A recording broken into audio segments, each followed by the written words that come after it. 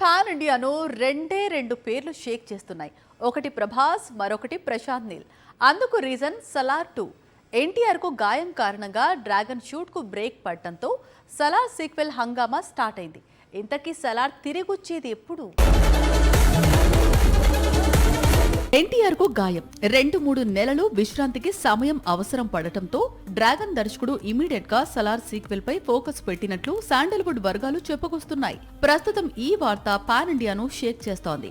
Dragon చిత్రీకరణలో Prashanth Neel బిజీగా ఉన్నప్పటికీ ఎప్పటి నుంచో పెండింగ్ లో ఉన్న సలార్ సీక్వెల్ పై చాలా ఒత్తిడి ఉంది. దీంతో డ్రాగన్ కంప్లీట్ కావటం ఆలస్యం. సలార్ 2 తెరకెక్కిస్తానని క్లారిటీ ఇచ్చాడు ప్రశాంత్ నీల్. సలార్ స్టోరీకి ఒక కన్క్లూజన్ ఇవ్వాల్సిన బాధ్యత తనపై ఉందని, తప్పకుండా అందరి అంచనాలు అందుకునే విధంగా సలార్ 2 ఉంటుందని చెబుతున్నాడు ప్రశాంత్ నీల్. ఇటీవల సలార్ నిర్మాతను ప్రశాంత్ నీల్ కలిసిన ఫోటోలు ప్రస్తుతం సోషల్ మీడియాలో వైరల్ అవుతున్నాయి. ఇప్పటికే స్టోరీ లాక్ అయిందని, ఇద్దరూ కలిసి ప్రీ ప్రొడక్షన్ వర్క్ కూడా బిగిన్ చేశారని ప్రచారం సాగుతోంది.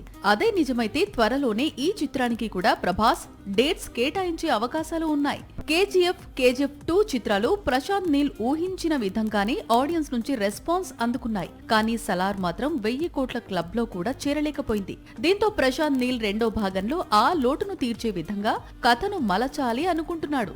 అందుకోసం సమయం తీసుకుంటున్నాడు. ఇప్పుడు సీక్వెల్ స్టోరీ లాక్ అయినట్లు తెలుస్తోంది. త్వరలోనే సీక్వెల్ పూర్తి స్థాయిలో సెట్స్ పైకి వెళ్లే అవకాశాలు ఉన్నాయి.